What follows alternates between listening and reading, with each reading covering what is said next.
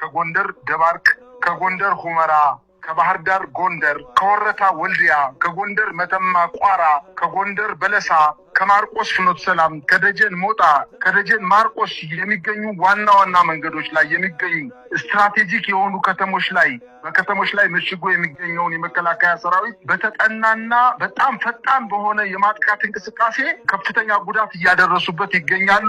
በዝርዝር ሄዳለሁ ማለት ነው። የዘመቻ አንድነት ድሎችን በጎንደር ስንመለከት የዘመቻው አካል የሆነው የጎንደር በተለይ ደግሞ የሰሜን ምዕራብ ቀጠና አርማጭሆና ቋራ አካባቢ በተለይም በጅንግራና መሬና በጠላት በተጠቀሱ ቦታዎች ላይ በጠላት ላይ በተወሰደ ወታደራዊ ማጥቃት 6 ብሬን፣ 1 ስናይፐር፣ ከ112 በላይ ነፍስ ወከፍ የጦር መሳሪያ፣ ከ4000 በላይ ተተኳሽ ጥይት፣ 81 ፈንጂዎች ከጠላት የተማረከ ሲሆን ከ116 በላይ ጠላት ተደምስሷል። 35 ጠላት ደግሞ ተገዶ በህይወት እጅ እንዲሰጥ የተደረገ መሆኑን ለማወቅ ተችሏል። የጎቤ ክፍለ ጦር፣ የተከዜ ክፍለ ጦር፣ የሰራይ ክፍለ ጦር፣ የሰሜን አምባራስ ክፍለ ጦር የድሉ ባለቤቶች ናቸው። ከጎንደር ባህር ዳር በሚወስደው ዋና መንገድ ማክሰኝን ከተማን በመቁረጥ ከተማዋን የተቆጣጠረ ሲሆን የጠላት ማጎሪያ እስር ቤት በመስበር በተለይ በዋናነት የፋኖ ቤተሰቦች ናችሁ፣ ፋኖን ትደግፋላችሁ የሚል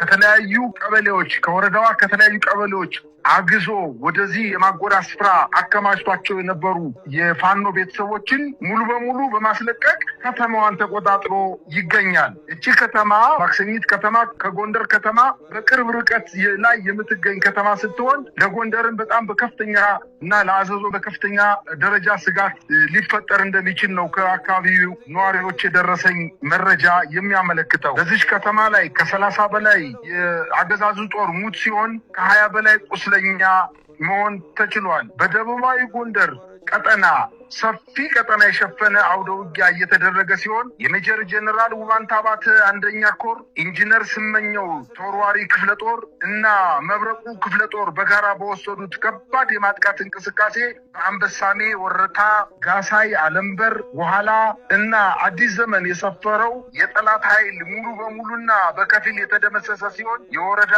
መቀመጫ የሆነችውን አንበሳሜ ከተማ ሰፍሮ የነበረው ጠላት ሙሉ በሙሉ ተደምስሷል። በዚህ ሰዓት ከተማዋ በወገን ቁጥጥር ስር ትገኛለች። በዚህ አውደ ውጊያ ከ160 በላይ የጠላት ጦር የተደመሰሰ ሲሆን ከ95 በላይ ቁስለኛ መሆን ችሏል። ከጠላት ከ100 በላይ የጦር መሳሪያ የተማረከ ሲሆን በቀጠናው የአማራ ፋኖ አንድነት በጎንደር ሜጀር ጀነራል ውባንታ ባተ 1ኛ ኮር አካል ክፍለ ጦር፣ ጉና ክፍለ ጦር፣ ሜጀር ጀነራል ውባንታ አባተ ተወርዋሪ ክፍለ ጦር፣ ጣና ገላውዲዮስ ክፍለ ጦር፣ ፋሲል ክፍለ ጦር፣ ኢንጂነር ስመኘው ክፍለ ጦር በጋራ በወሰዱት የማጥቃት እንቅስቃሴ ይህን ድል ለመጎናጸፍ በቅተዋል። በቋራና በመተማ ግንባር በዘመቻ አንድነት በተሰራ ልዩ ኦፕሬሽን በምዕራብ ጎንደር መተማ ወረዳ ሽንፋ ከተማ ገበያ ማዕከል አካባቢ የመከላከያ ሰራዊቱን ሰብስቦ ሲያካሂደው በነበረው የአብይ አህመድ ጦር ላይ ጀግናው በሌሊት ስብሰባ አድርጎ የነበረው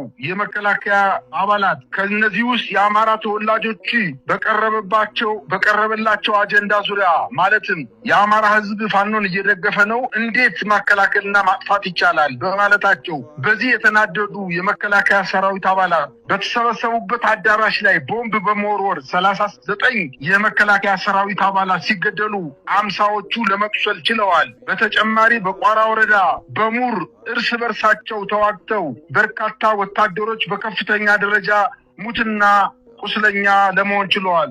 በጠቅላላ በጎንደር ግንባር በዘመቻ አንድነት የተገኘ ድሎች በዛሬው ዕለት ብቻ የተደመሰሱ 345 ወታደሮች ሲሆኑ የቆሰሉ 155፣ ክላሽ የተማረከ 212፣ ብሬን 6፣ ስናይፐር 1፣ ፈንጂ 81 አሁንም በቀጠለው ዘመቻ አንድነት ተጠናክሮ እንደቀጠለና የአብይ አህመድ ጦር በርካታ ሰራዊቱን አስደምስሶ መደበኛ ምሽጉን ተገዶ በመልቀቅ ተበታትኖ በመሸሽ ላይ እንደሚገኝ በጎጃም ደግሞ በጣም የሚገርም ዜና ነው። እስከዛሬ ድረስ የጎጃም ፋኖ አንድ በመሆኑ በአንድ እዝ ጠገገት ስር በመሆኑ ከዚህ በፊት በሚያደርጉት ውጊያ ተሞክሮ ለሌሎች ክፍለ ሀገሮችም አርያ በመሆን ከፍተኛ ጀብዶ ሲፈጽሙ በዚህ 2 ዓመት በተንቀሳቀሱበት ጊዜ ከፍተኛና አሪያ ሊሆን የሚችል ጀብዶ ፈጽመዋል። አሁን ደግሞ በዛሬው ዕለትና ትናንትና ማታ የጀመረውና እስከዛሬ ድረስ ምሽት ድረስ ቀጥሎ ያለው በጎጃም አጠቃላይ 3ቱና በ4ቱ ዞኖች አካባቢ ላይ እየተደረገ ያለው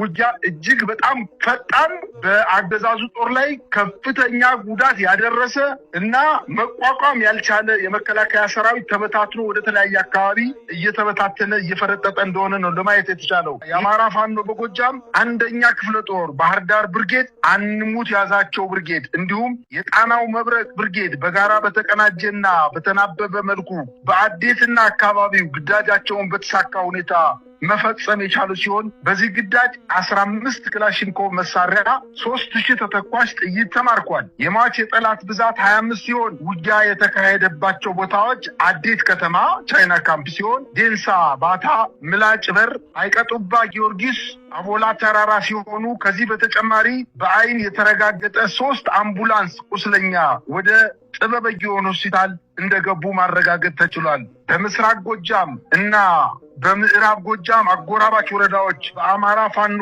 በጎጃም በ7 ክፍለ ጦር በተደረገ ከባድ የማጥቃት እንቅስቃሴ በጠላት ላይ ከመቼውም ጊዜ በላይ ጠንካራ ሰዋዊና ቁሳዊ ኪሳራ ማድረስ ተችሏል ብለዋል። በዚህም 4 ብሬን፣ 1 ስናይፐር፣ 75 ክላሽንኮቭ፣ 7600 የተለያዩ የቀላልና የቡድን መሳሪያዎች ተተኳሽ ጥይቶች፣ 3 የመገናኛ ሬዲዮ ተማርከዋል።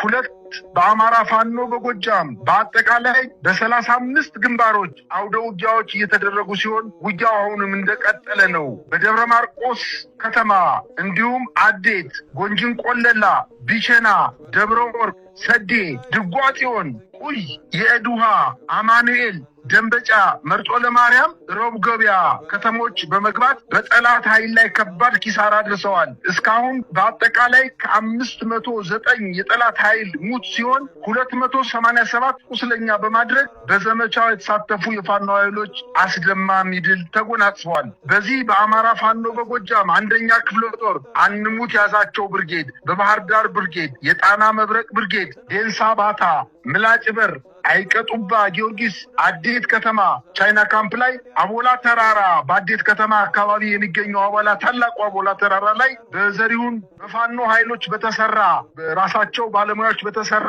ዘሪሁን 13 በተሰኘ መሳሪያ ተተኩሶ 25 ጉዳት ያደረሰ ሲሆን 25 የተማረከ መሳሪያ 15 ክላሽንኮቭ መሳሪያ እንዲሁም ተማርኳል። ከ3000 በላይ ጥይትም ሊማረክ ችሏል። በ4 አቅጣጫ ጎንጅን ከተማ ላይ ከሌሊቱ 11 ሰዓት ጀምሮ በተደረገ የጨበጣ ውጊያ 56 የጠላት ኃይል ሲደመሰስ 2 አምቡላንሶችና 1 ኤፍኤስአር ሙሉ ቁስለኛ አንስቶ ወደ አዴት ከተማ ለመሸሸት ችሏል። መዝገቡ አለልኝ በጮቄ አካባቢ እያደረገ ያለው የማጥቃት ገና ያላለቀ ስለሆነ ጠላት በዛ አካባቢ ሞርተር ቢተኩስም የያዘውን ቦታ ለቆ አንድ ተራራ ላይ ራሱን ሰቅሎ ራሱን እየተከላከለ እንደሚገኝ ለማወቅ ተችሏል። በተጨማሪም መዝገቡ አለልኝ ቢቡኝ አካባቢ ወይን ውሃ ላይ ውጊያ ላይ መሆናቸውን ተሰምቷል። 3ኛ ክፍለ ጦር ቢትወደድ አያሌው መኮንን በዘሪሁን 13 ጥቃት አድርሷል።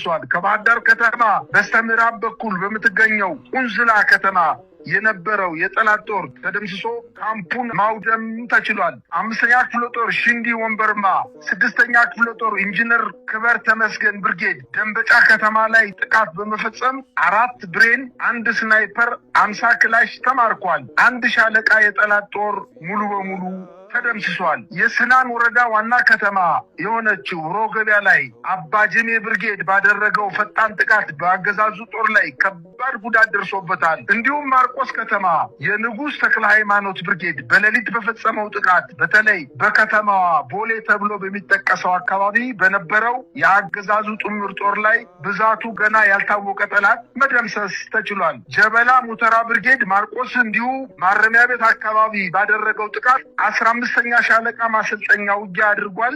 የማረሚያ ቤቱ ዙሪያ ጥበቃ የነበረ ኃይልን ተመቷል። በላይ ዘለቀ ብርጌድ እንዲሁ አማኑኤል ከተማ ላይ በነበረ ውጊያ 18 ክላሽ 700 ጥይት፣ 3 አይኮም ሬዲዮ፣ 3 የወገብ ትጥቅ፣ 48 ተራ ወታደርና ከ3 አመራሮች ጋር ሲደመሰሱ ከ50 በላይ ቁስለኛ ተመዝግቧል። ቀስተ ደመና ብርጌድ ቡሬ ከተማ አጠገብ መጋል ቡሬ ሰፍሮ የነበረውን የጠላት ኃይል ከቦታው በማባረር ወታደራዊ ምሽጉ ሙሉ በሙሉ ተቆጣጥሮ ይገኛል። 7ኛ ክፍለ ጦር ደጃዝማች ተድላ ጓሉ ብርጌድ ጥቁር አንበሳ ተወርዋሪ ኃይል በጋራ በመሆን የቦቅላ ከተማ ላይ ወይም የቦቅላ መገንጠያ ላይ ውጊያ ያደረገ ሲሆን ጥቁር አንበሳ ተወርዋሪ በዚህ ውጊያ እስካሁን 28 የጠላት ኃይል ለመግደል ችሏል።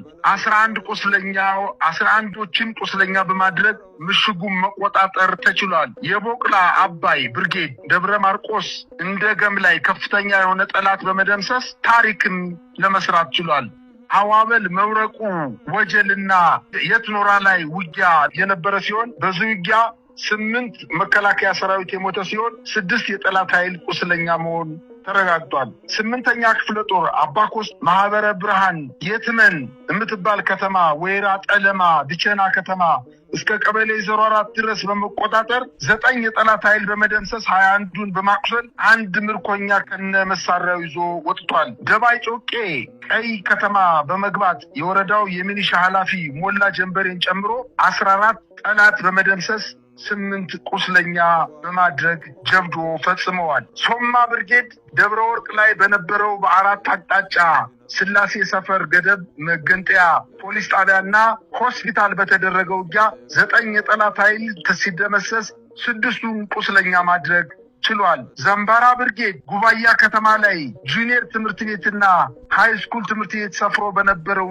የመከላከያ ሰራዊት ላይ ውጊያ ከፍተው 41ዱን ሲገሉ 39 ቁስለኛ ማድረግ ተችሏል። ሽፈራው ገርባው የእዱሃ ከተማ ላይ 4 የጠላት ኃይል ሲደመስሱ 3 ሚሊሻዎችን ጠፍተው ወደ ፋኖ መቀላቀል ችለዋል። 9ኛ ክፍለ ጦር አባይ ሸለቆ ብርጌድ ወሪያ መስቀል ላይ በነበረው ውጊያ 100 አለቃን ጨምሮ 37 የአገዛዙ ጦር ተደምስሶ ቁጥሩ ያልታወቀ ቁስለኛ ሆስፒታል ገብቷል። በአጠቃላይ በአማራ ፋኖ በጎጃም በሌሎች ቀጠናዎች አውደ ውጊያዎች እንደቀጠሉ ሲሆን አሁንም በሁሉም የጎጃም አካባቢዎች የፋኖ ኃይሎች በሚያስደንቅ ጀብዶ በአገዛዙ ጦር ላይ የውጊያ የበላይነት በመያዝ ከተሞች ላይ መሽጎ ህዝብን በማሰቃየት ላይ የነበረው ጦር እያስጨነቁት ይገኛሉ። የአማራ ፋኖ በጎጃም የጠዋት ውጊያዎች እንደቀጠሉ ሲሆኑ ከዚህ የቀጠለ 1ኛ ክፍለ ጦር ጠዋት ከተገለጸው በተጨማሪ 3 አምቡላንስ ቁስለኞችና 1 የፌሳር መኪና ቁስለኛ ጭኖ ከአዴት ወደ ባህር ዳር መሮጡ ተረጋግጧል። 2 መሳሪያ በመያዝ